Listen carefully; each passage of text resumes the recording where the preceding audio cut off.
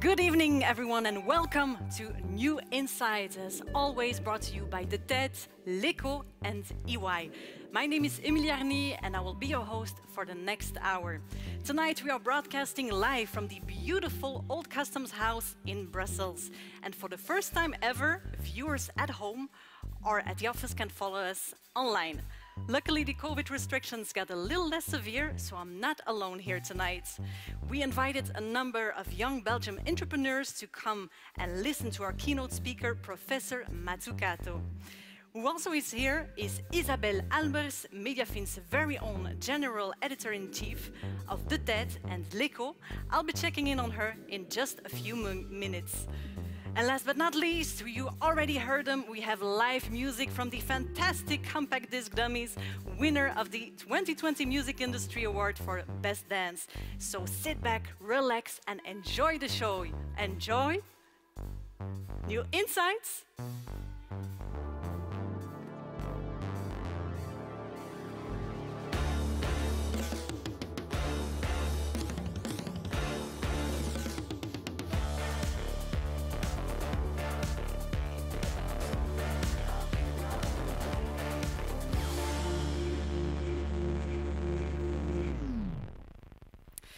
I'm meeting Isabelle in the makeup room. Hello, Isabelle. Hello.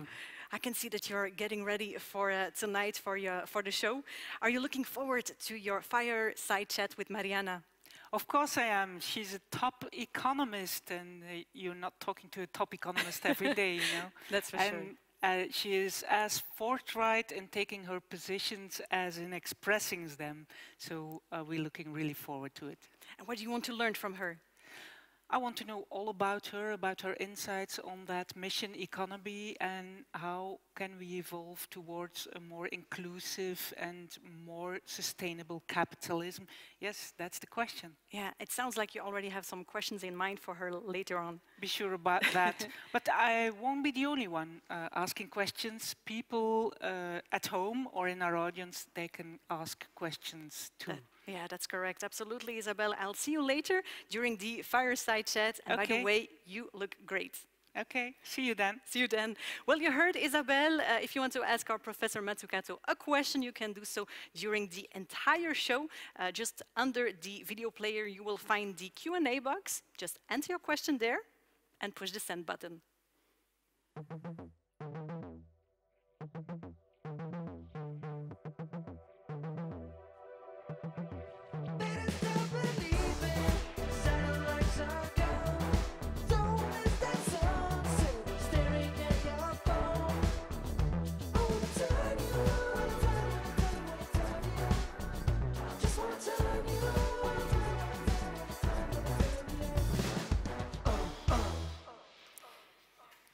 With me are Peter de Grote and Paul Gérard, editors-in-chief of The Tijd and l'Eco.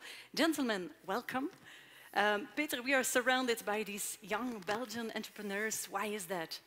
Well, it's actually pretty obvious to us. The Tijd has always had this strong entrepreneurial spirit. The people in this audience are the people we are writing for every day. We want to bring them the news, but we also want to inspire them. With events like this, New Insights event. Yeah, Paul, I can imagine that it's also the same for l'Eco. Yes, absolutely. In fact, this new generation of entrepreneurs is a source of inspiration for us as well. They are true innovators. They set the scene in Belgium and far beyond. They are building a new economy, a more sustainable, a more innovative economy. Yeah. In fact, they have, and we noticed that they have a real eye for society. Yeah. It sounds also, Peter, that there's no coincidence that you invited Professor Mazzucato to talk about a socially responsible and sustainable economy, right? No, it's absolutely no coincidence. She already wrote and taught a lot about it, of course, but we want to particularly hear from her about how this relaunch of this economy post-pandemic can happen in a responsible and durable way, things she has great expertise about. Yeah, and she's not the first international opinion leader to participate in New Insights. Who else did you have as a keynote speaker in the past? We had Steve Wozniak, co-founder of Apple, Chris Anderson, famous for his maker movement, Paul Krugman, who won a Nobel Prize, and Raghuram Rajan, who is now the governor of the National Bank of India. Okay, that's an impressive list, I have to say. How did you manage to get them on board? Well, it's all about being connected with the right people at the right moment. And you know, when you propose to someone, I have a vision for you. Do you want to share your vision with us? Yeah. They say yes, we come. And what is that vision? The vision is clear. We want to inform and, at the same time, to inspire people in business and finance with new insights from all over the world, from true leaders, from thought leaders, from pioneers, from influencers, from people, in fact, who share a unique view on economy, on society, on doing business. Yeah, and Peter, did COVID make it easier or harder to find a keynote speaker this year? I don't think it made that big of a difference. We build a solid reputation, so we have kind of a name in the industry. And when COVID makes things challenging for us to do a live event, we do it with a beautiful hybrid event like this one. Yeah, and it is beautiful indeed. Thank you so much, gentlemen. Peter and Paul, we'll be hearing from you later again.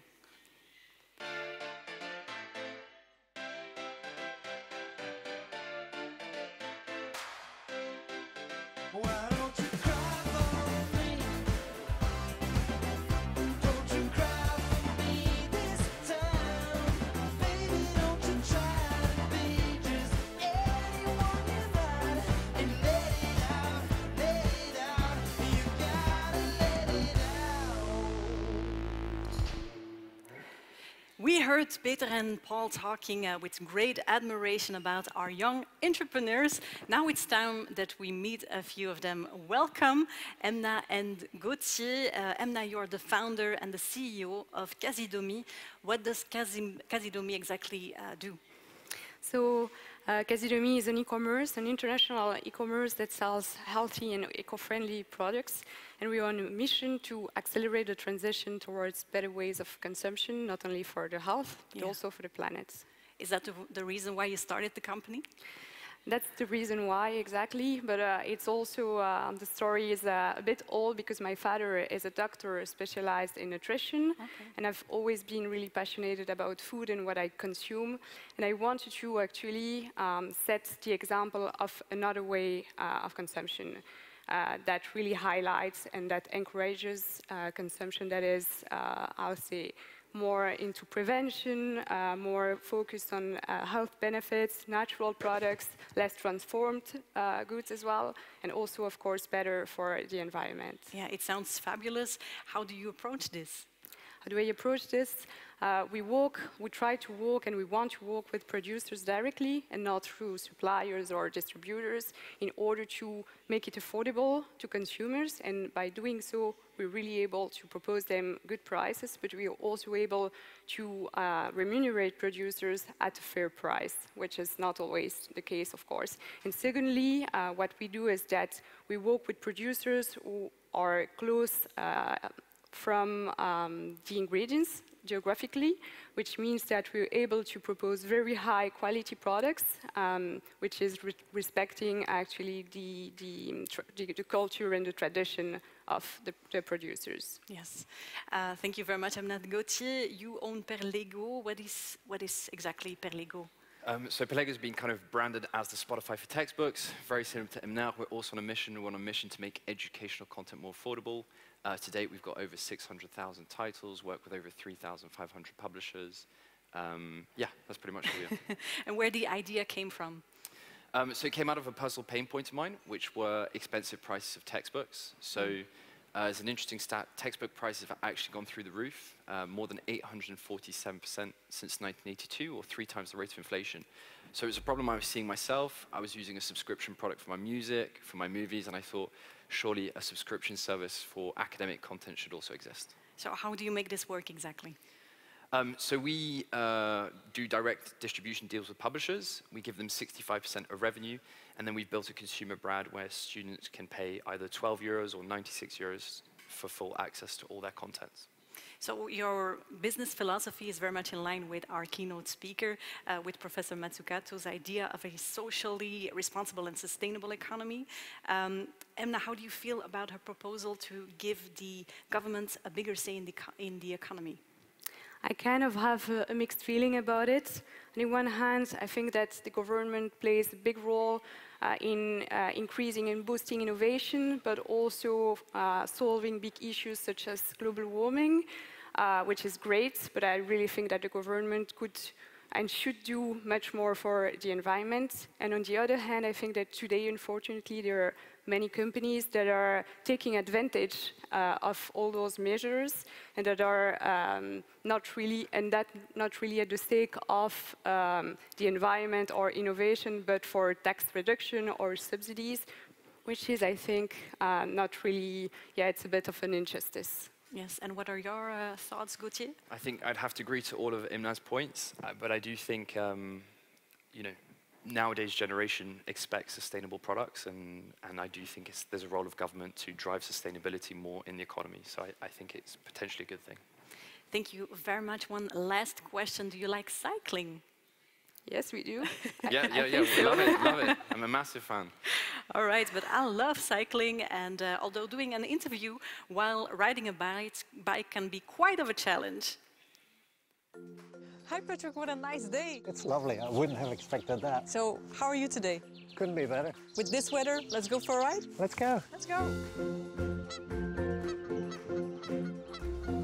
So Patrick, our next speaker is Mariana Mazzucato. I hardly dare to say it, but I don't know her. Well, to be honest, for the grand public, she's not so famous, but amongst economists, she's a real superstar. And why is that? First of all, she got tremendous ideas. She's got Italian flair, American efficiency, and amongst others, she's also got a great sense of humor. So she's Italian? She's definitely Italian. Actually, she was born in Rome. She grew up in the northeast coast in the US, and then she actually studied in London. And after that, she got married, got 4 children, and still is living in London. A woman of the world. She's definitely a woman of the world. She actually meets up, I'm not going to say on a daily basis, but quite frequently with world leaders to actually advise them. So I understand that she's an economic celebrity. Well, she actually is a challenger of the normal economists today, and she actually hasn't got any holy grail. And the most funny thing about her is the fact that she's also appreciated by the Pope. My God, Patrick, if I wouldn't be on a bike, I would be on the edge of my seat right now. Well, there's even more. Oh, what else? Well, I can put it in one word, and that's moon landing. So does she want to go to the moon herself? Well, you should definitely ask that herself, but she definitely says that we got to go to the moon again. And what does that have to do with economy? Our theory actually is that every moon landing gives us an enormous economic boost. Wasn't it the state that funded and launched that spaceship? It was not a private funded enterprise, right? That's actually the full point that she's making. When you look currently at companies like Tesla or Google, they're actually usually state-funded, although as a private mark they're really rock stars, and no one actually considers it to be state-able. So she thinks that we should appreciate the state more for its economic support. That's her whole point. She actually wants the state to play a bigger role. Speaking in bike terms, actually what she wants is that the state or a government gets on the bike and gets more involved into the economic race. Well, Patrick, I really start to understand why she's the Beyoncé of economy. I suggest that we give her the stage and we'll continue with our bike ride. Let's do that. Yeah.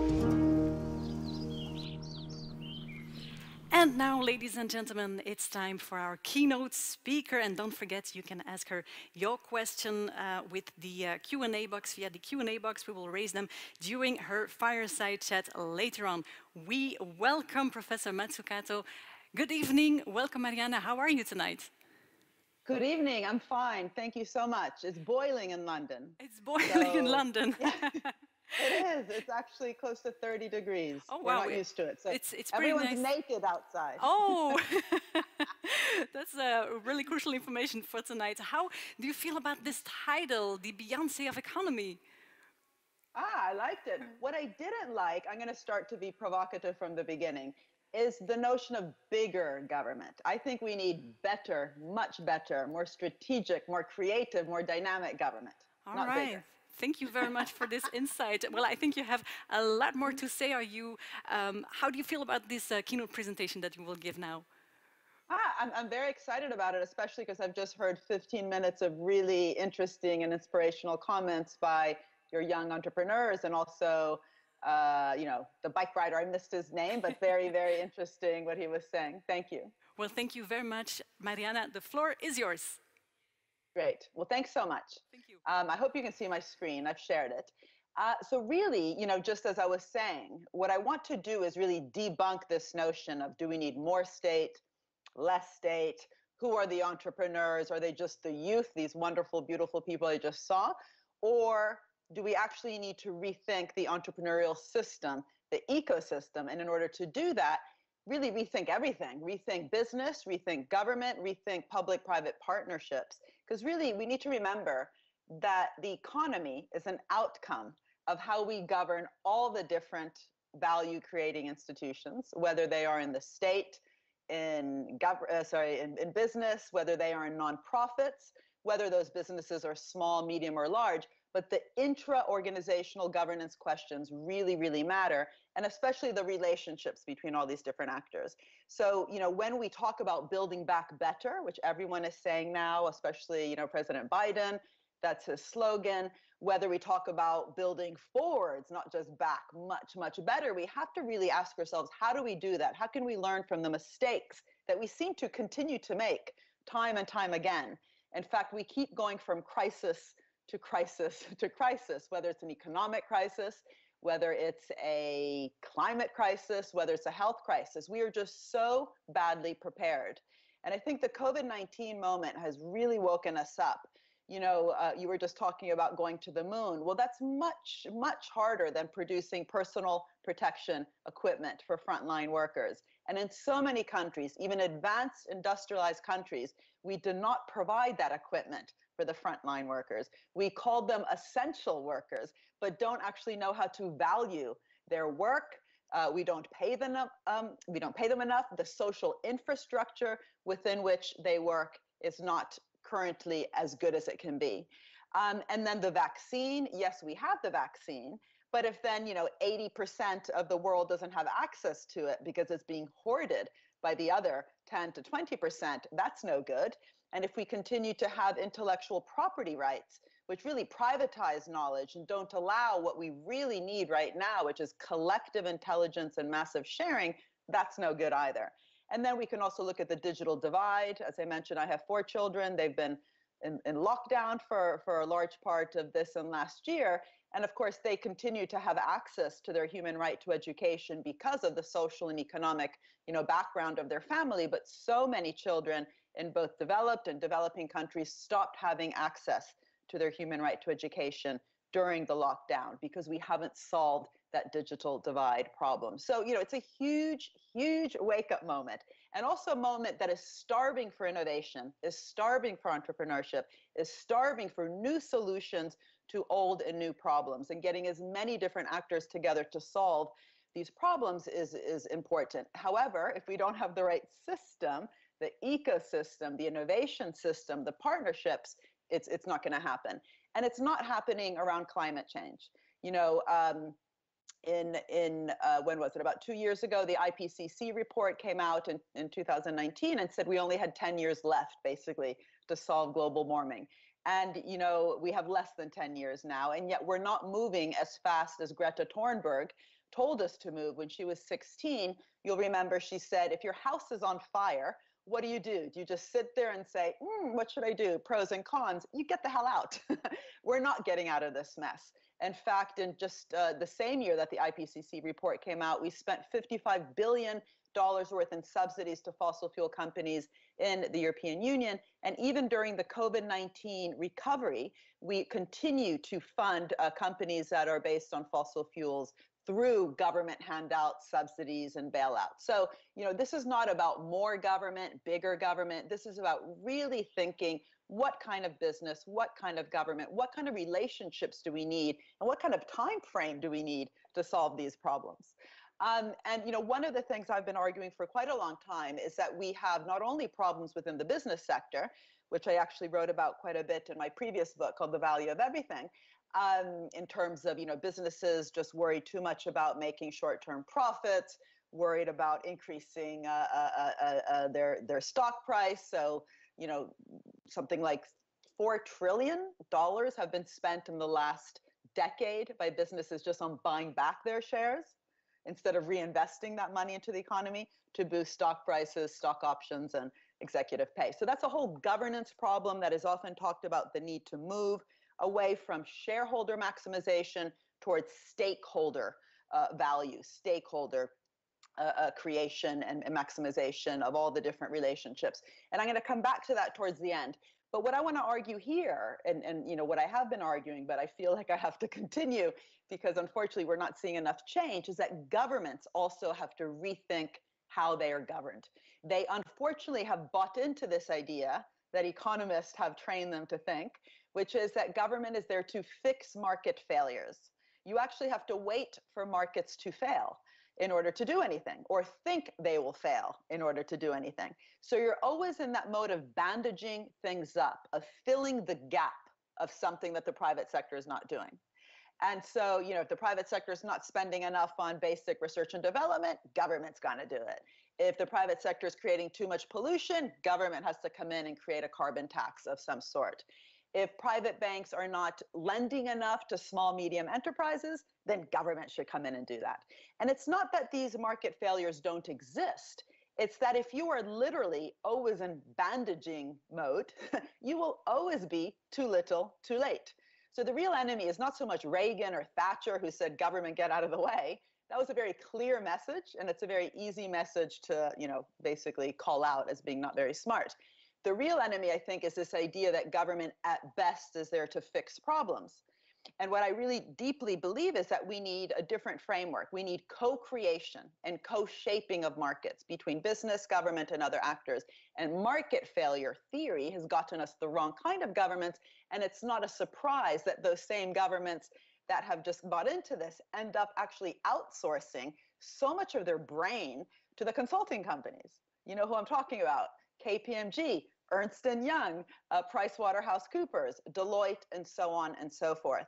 And it was really interesting, again, during COVID-19 that a Tory lord, so a conservative lord in the UK government, called this out, saying that he was looking at the numbers and how much the government was outsourcing both the management of Brexit and of COVID-19, he thought was infantilizing the state.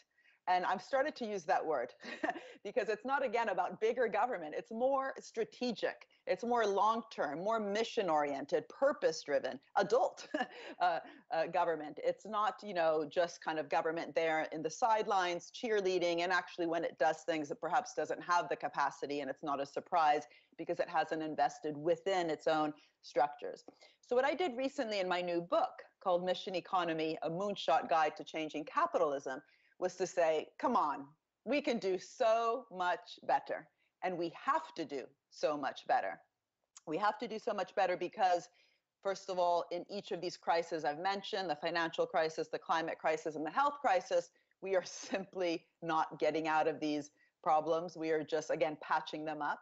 But also because you'll remember that in 2015, every single country, Belgium, Holland, Congo, South Africa, Brazil, Colombia, the United Kingdom, we all signed up to 17 goals, 17 really broad challenges that are called the Sustainable Development Goals. And we are not solving those challenges. There's 169 targets underneath them, starving for entrepreneurship, starving for creativity and dynamism, and we're simply not getting there. So what I did in the book is I said, look, let's just go back 50 years and ask ourselves, how did we get to the moon? You know, that was hard. That was really hard, because they also had to come back. The mission was not just to go, it was to come back, and also to do it within a relatively short period. Kennedy announced that he wanted it to be done within a decade, within a generation, he said. And, you know, his goal was really to beat the Russians. It was the Sputnik moment. It was the Cold War period. But if you read the speech, and these were different speeches he gave at Rice Stadium, he also gave one to the Irish Parliament, and so on, he often said, we need to do it because it's hard, not because it's easy. Because it's a really clear goal, but so many great things are going to come from that in terms of what we would call in economics dynamic spillovers across the way. He said, you know, we're going to fail probably along the way, which you'll know they did fail along the way in the Apollo 1 tragic fire where 3 astronauts lost their lives. But he said it's worth it. We need to experiment. We need to do learning by doing. It will cost money, but it's going to be worth it. And what was really interesting was that they had no idea, literally no idea how to get to the moon and back at the time of his speech in the early 60s. And they finally settled on a particular way, the lunar orbit rendezvous, which was just one of 3 or 4 different ways that they were considering. But that kind of willingness to experiment and to be clear that it was going to be hard, that actually it was being done because it was hard, but it was worth it. It was an inspirational mission, which would require so many different actors across the economy. In fact, it wasn't just aerospace. It was, you know, investments in nutrition and materials and electronics and software. But what was so interesting also was that when NASA decided to, you know, do this crazy thing of going to the moon and back without having a clue, they realized very early on that they had to change. They had to change their own organization. You'll know that governments are often accused of being bureaucratic, of working in silos, of being slow, too much red tape, on, so forth.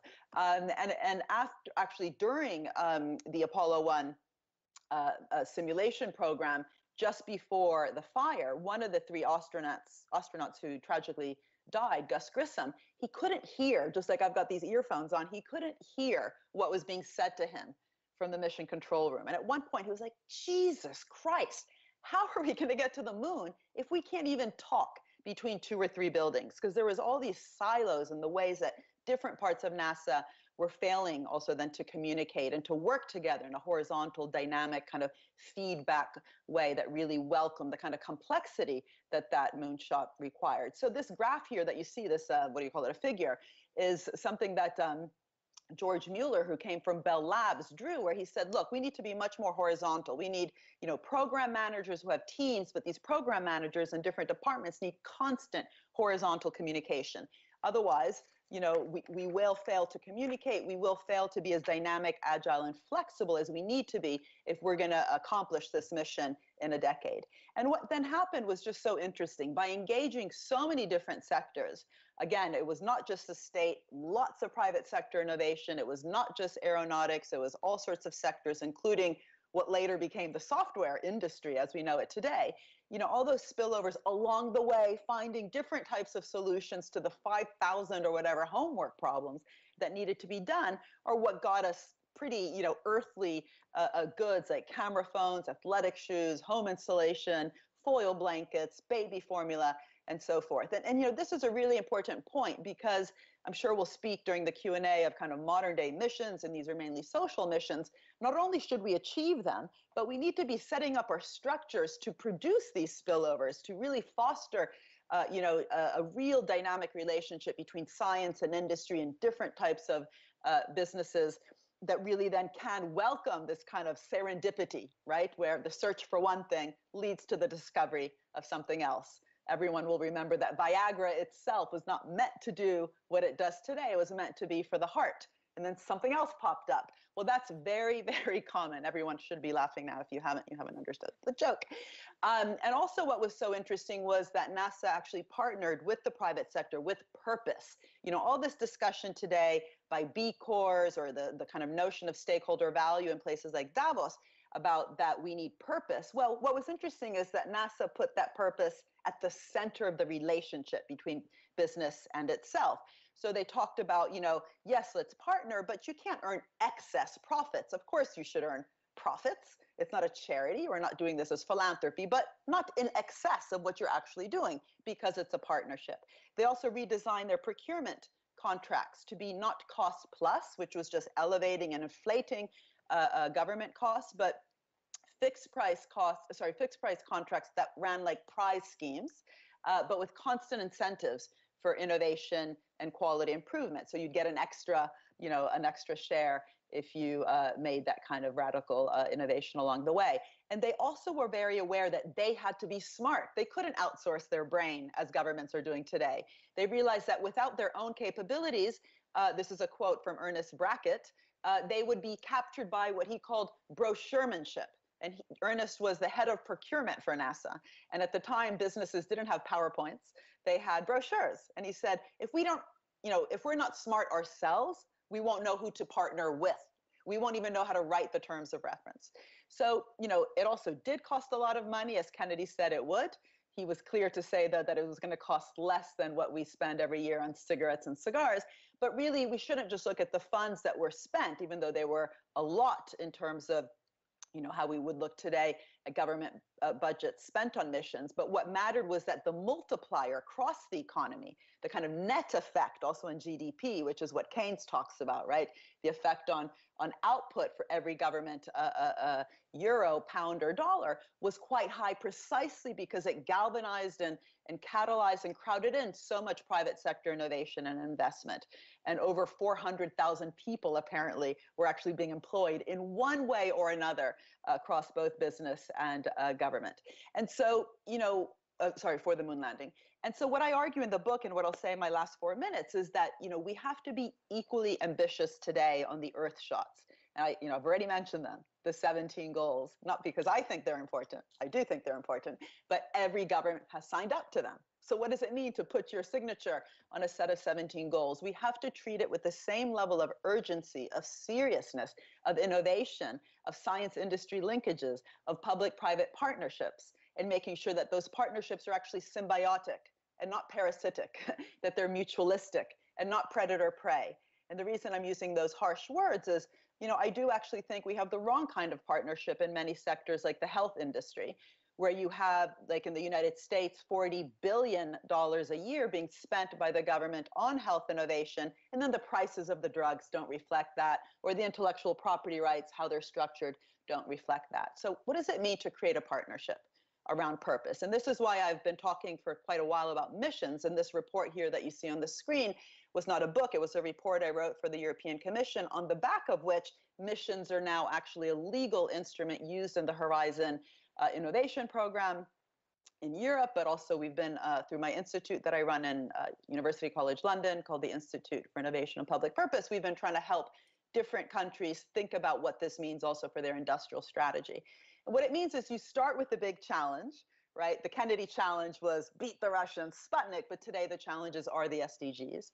We have to turn each and every one of them into several types of missions, like, the clean ocean one, SDG 14, must become, a plastic-free ocean. And what does that mean in terms of actually doing that with a particular target, a particular period of time, in terms of all the different sectors? It's not going to be one sector. Many different sectors, just like the moon landing, will have to get involved.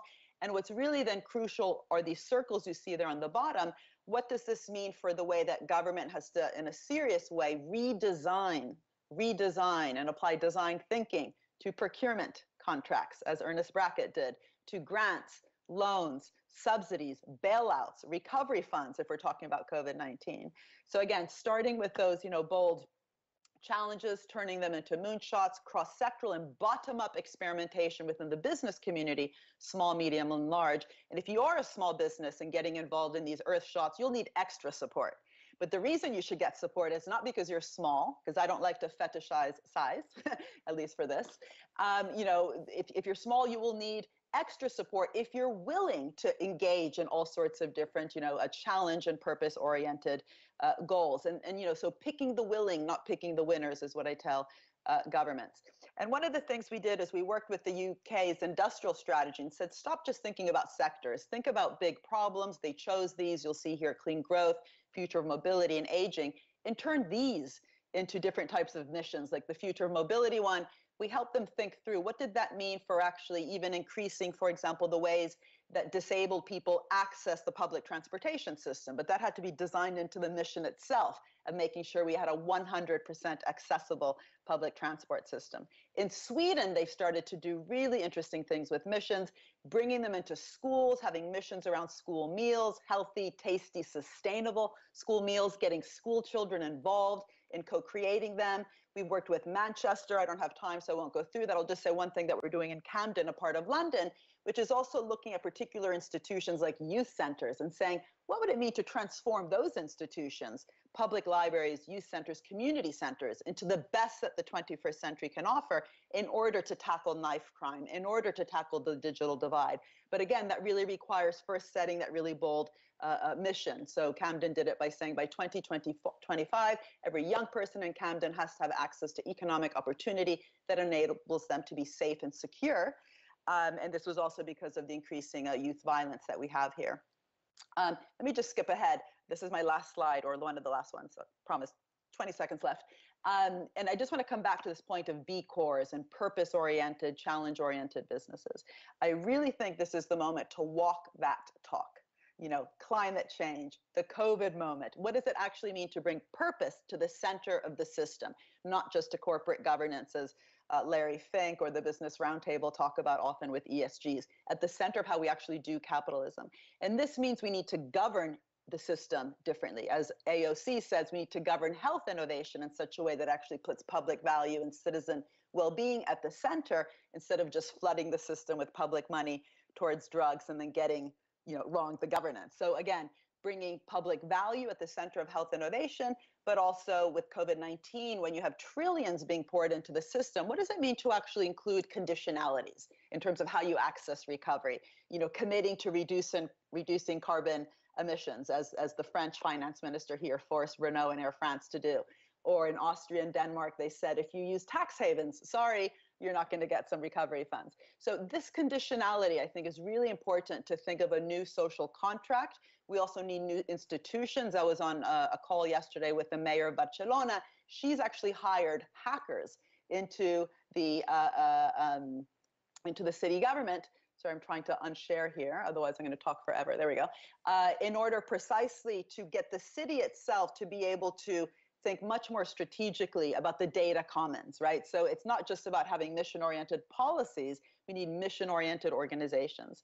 And I'll just stop there just to say that I really hope your community of entrepreneurs there rethinks government, not as this big blob that often gets in the way, or at best needs a bit more money to put into the innovation system, but a government that we should be holding accountable to actually doing its job, to helping us solve the challenges we have, and the need for itself to be entrepreneurial in order to catalyze a dynamic public-private partnership instead of the inertial ones that we have today. So thank you very much. Oh, and I know you have a wonderful band, so let's hear the band now to have a bit of a break from my rant.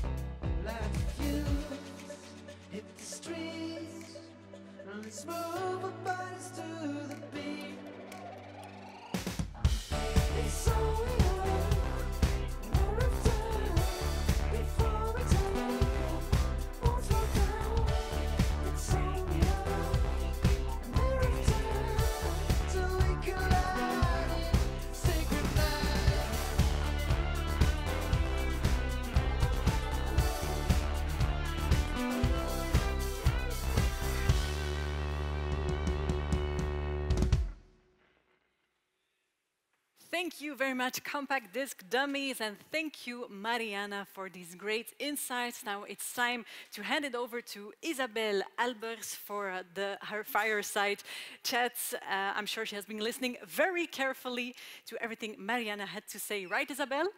Yes, it is. Thank you, Emily. Good evening, Professor. Since our time is limited, let's dive straight into the heart of the matter. Maybe you won't like the first question. I will ask it anyway. You want governments to take the driving seat in the economy, and you say we have to rethink value creation as a collective endeavor and a purpose-driven economy, but planned by the state. It might sound a bit like communism. And some of your criticists say, well, Professor Mazzucato is just an ideologist calling for a big, active state.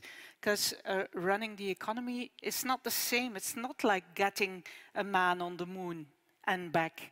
What do we say about that?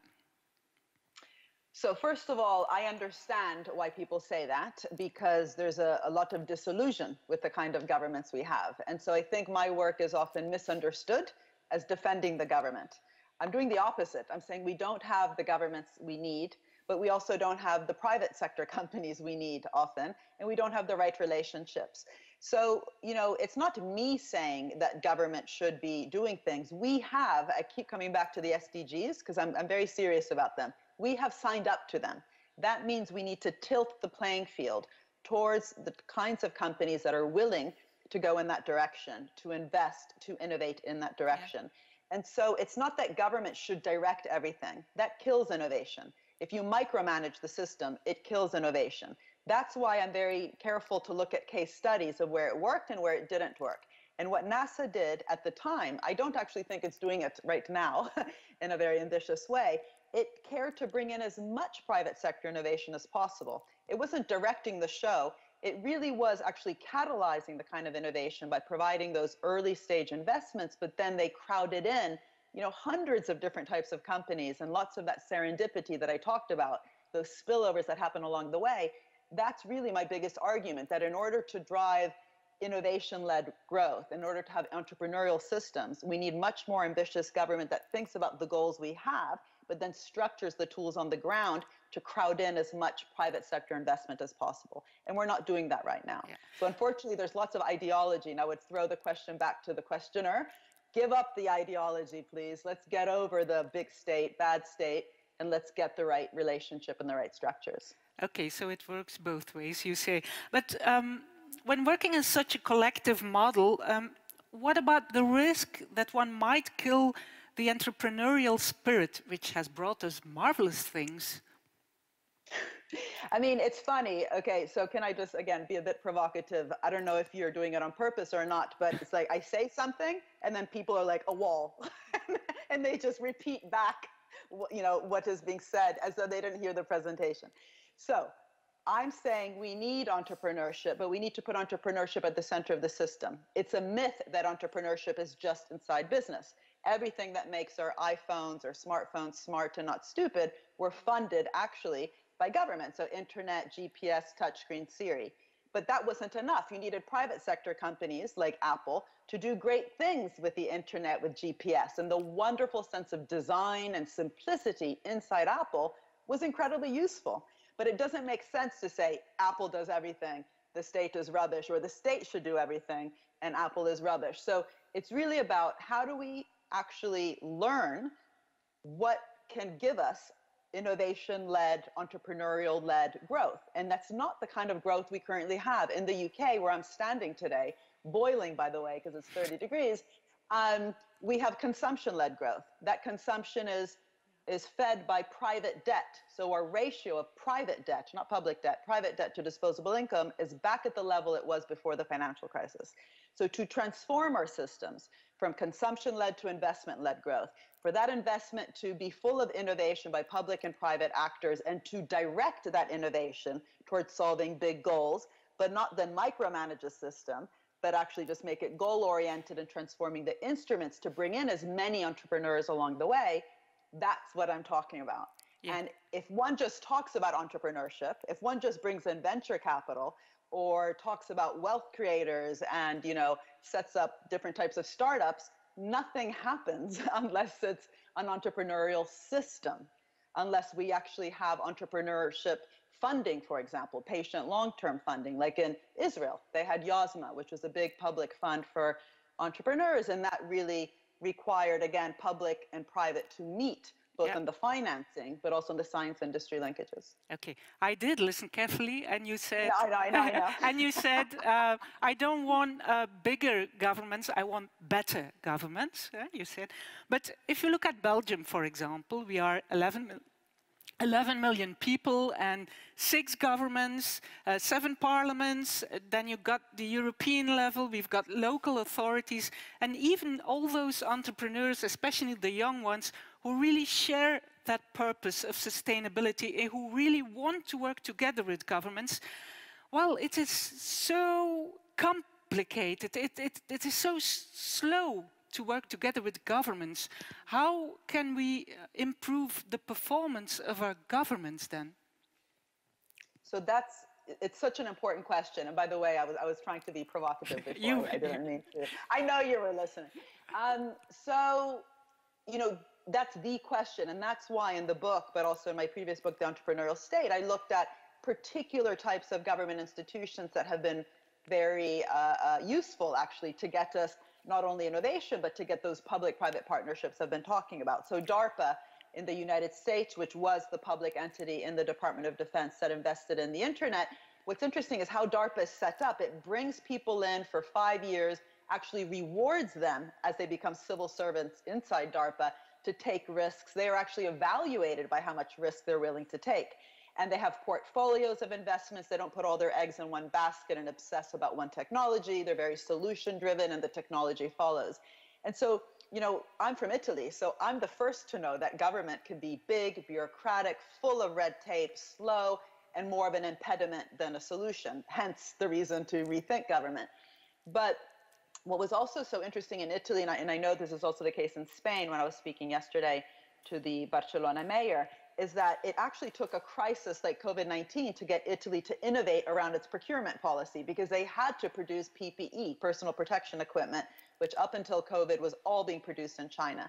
So they had to do what the US has often done during war, with the Defense Production Procurement Act, which after the Korean War was devised in order to quickly transform manufacturing into wartime industry. And, you know, we shouldn't do this, though, just with a crisis, just with a war, just with a pandemic. That should be the way that we structure procurement always, in order to actually procure in innovative solutions from small, medium enterprises, in order to solve big goals like the digital divide question that I talked about before, like the plastic-free ocean question, like the carbon neutral cities, you know, issue, or the Camden projects of getting, or in Sweden, you know, sustainable, healthy, tasty school meals.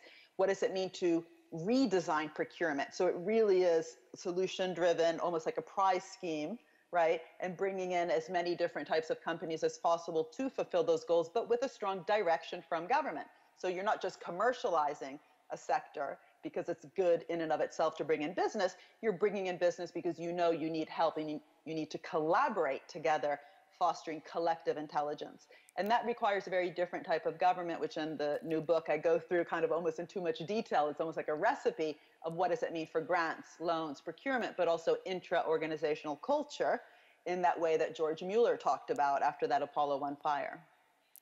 Okay, thank you.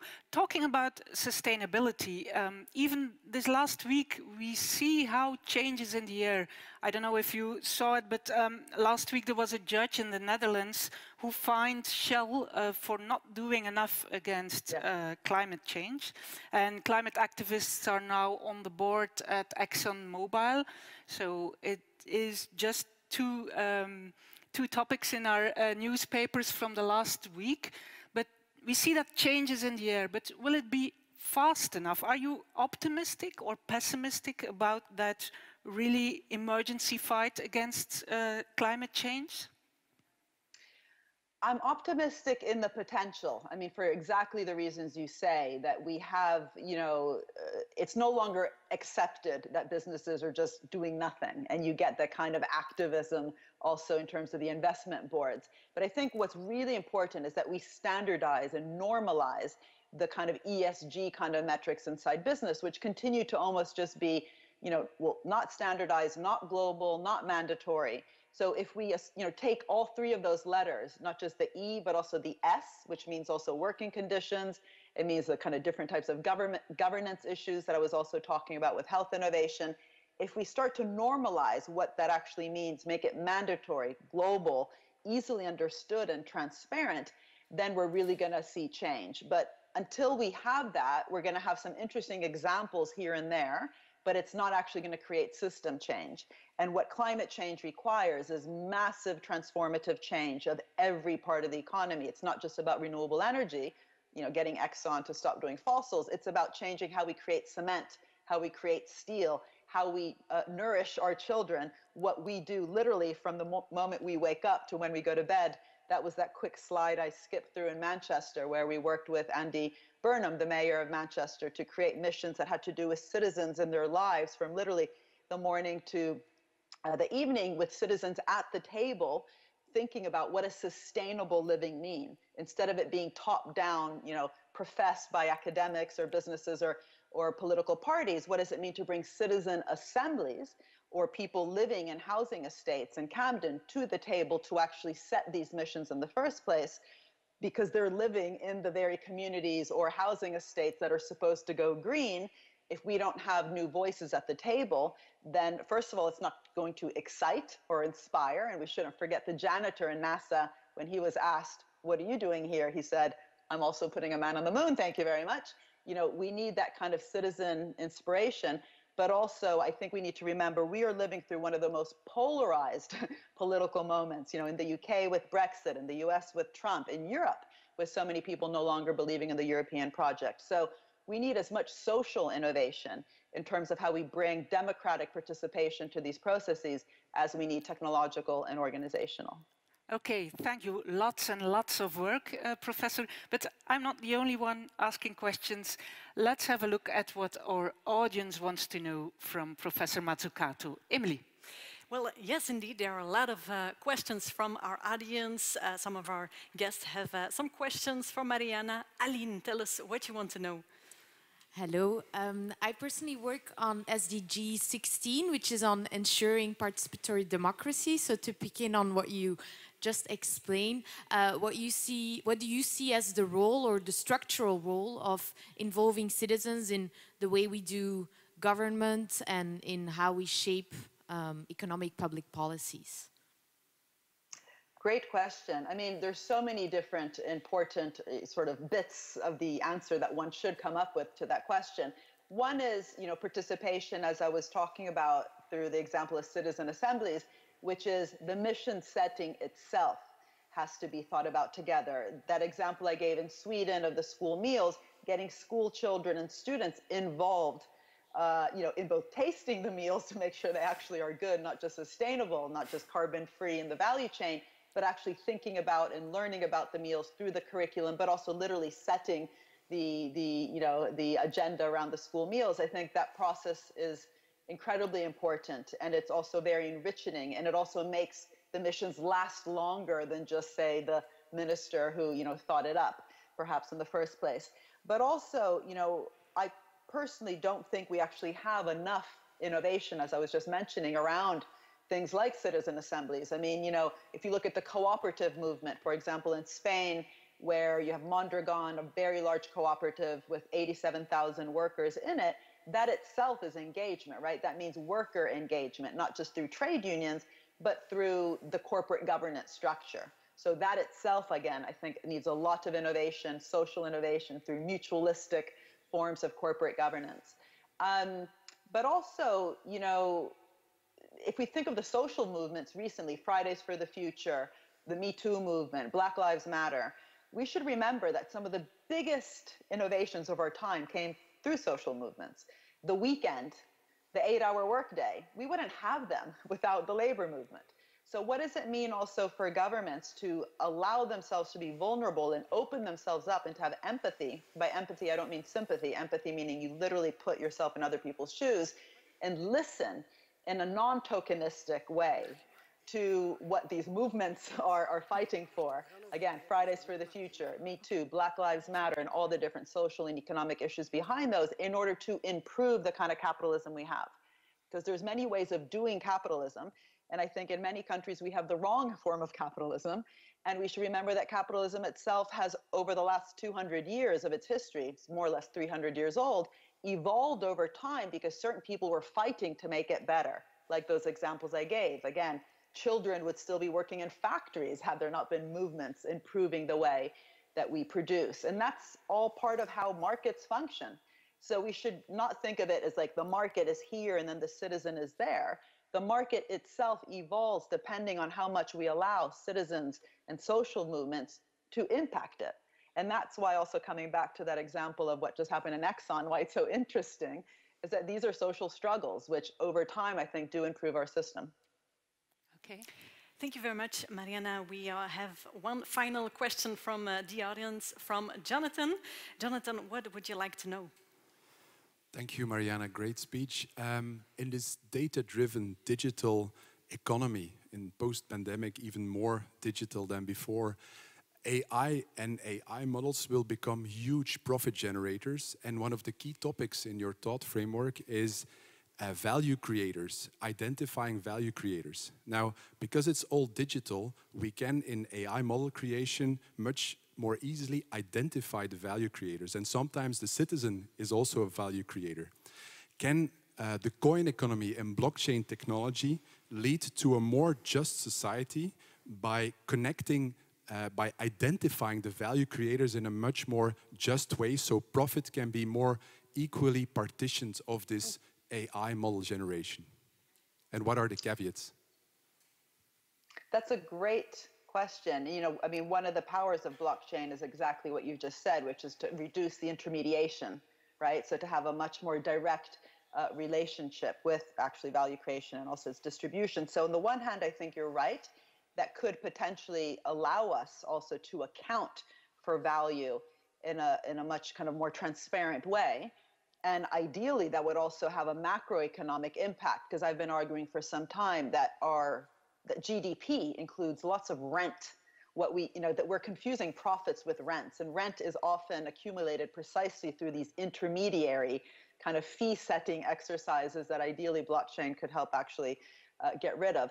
But on the other hand, in terms of the caveats that you talked about, I think in the end, it's not just about kind of individuals like, oh, who created value. It is very much also about setting up some sort of commons, right? I mean, data today, and I know I'm not the only one saying this, should actually almost be seen as a human right. As we create data and the data about us and our privacy and all sorts of different things that Shoshana Zuboff talks about in Surveillance Capitalism, a wonderful book, we need to be setting up collective structures to also house that data and to govern it in such a way, not just by the state, but think of it governing it almost like Wikipedia and CERN and the UN kind of all in one. And we have a project, by the way, I'd be happy to share with you if you want to reach out to me, funded by the Meteor Foundation, actually trying to plot out algorithmic rents. So if you look at Google and Amazon and how they've used algorithms over the last years, they fundamentally changed. In the beginning, these algorithms were really creating a lot of value, not just for consumers, but also for the whole supply chain, but especially around the supply chain. In very recent years, a lot of the suppliers, in both Google and Amazon, in terms of those, on their search engines, are no longer actually benefiting as much. And, the kind of very large monopoly power that these companies have because of the network externalities is increasingly being used in some ways to extract value, not to create it in terms of ad revenue and marketing revenue. So what you're seeing on the web is what they want you to see on the web. Shoshana says, you think you're searching Google for free. Well, Google's actually searching you for free. And so kind of reversing that and bringing back that strong kind of value creation side of the algorithms itself, I think requires much more than blockchain. It actually requires really to govern the ecosystem in a fundamentally different way. And given that the technology behind the algorithms continues mainly to be government funded, it's not just big companies like Google, I think the government has the duty to make sure that these are being governed in a way towards the common interest and the common good and not just private profit.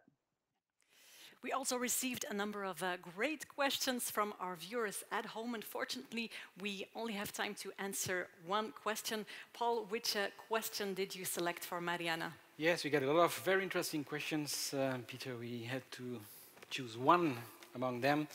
And this is this one. Isn't the problem that there are too many SDGs as opposed to the clear message, get to the moon? So the SDG is not a mission. These are challenges. So remember the example with the moon landing and getting to the moon and back again in one generation. That was the mission. The challenge was beat the Russians, Sputnik, the Cold War challenge. So the SDGs are the challenges. Each and every one of them can have different types of moonshots. So I gave as an example, I probably went through it too quickly, but the climate change one, I talked about carbon neutral cities, the clean oceans one, which is very broad, getting a plastic-free ocean within the next 5 years, getting 90% of the plastic out. These are kind of the missions, but it's not me that should, or even you, or anyone who should come up with the missions. It really does require that kind of engagement through our industrial strategies, innovation policies, citizen engagement, city mayors. That's why I was speaking yesterday to some mayors, should be on the front lines with citizens thinking about local city-level missions, regional missions, national missions, or international missions, like the plastic-free one is not going to happen with just one country doing it because water flows. Okay, thank you, Mariana. One very last question, since you're boiling in London and sun is shining over Brussels, but terraces are reopening and people are so happy to meet again. And in Europe, we expect a quarter of 15% growth. Are we at the beginning of the roaring 20s, or is it too optimistic? Well, we should be careful because sometimes out of exuberance, we're just going to think growth for growth's sake because everything's been in lockdown. We want the restaurants to earn money and so on. So as long as that growth is directed to be more inclusive, more sustainable, and to use these different moonshots to guide it, then I'm, happy. If it's just going to be growth for growth's sake and exuberant roaring 20s, well, guess what happened at the end of the 1920s, the Great Depression. And if we continue to grow as we're currently growing in a completely unsustainable way, we're going to have crash after crash. So, but let's be optimistic. The whole moonshot story is an optimistic message, but definitely we need to have the directed growth towards inclusion, sustainability, using the SDGs as a guiding light, but really getting different types of actors together to turn them into moonshots. And then we can roar together. Thank you for that warning, but also for that last optimistic message. Thank you so much, and arrivederci. Thank you. Bye-bye. Bye. Bye-bye.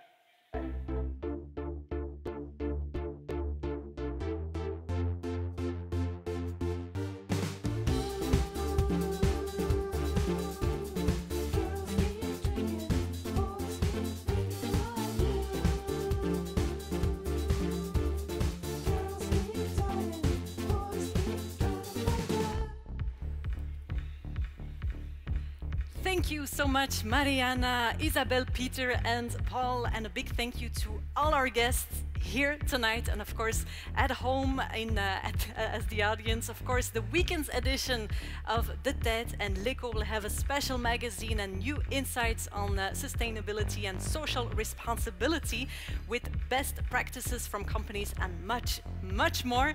We're ready now to stretch our legs to the beat of compact disc dummies. Feel free to stick around and join in, and I hope to see you live and well at our next edition of New Insights. Good night!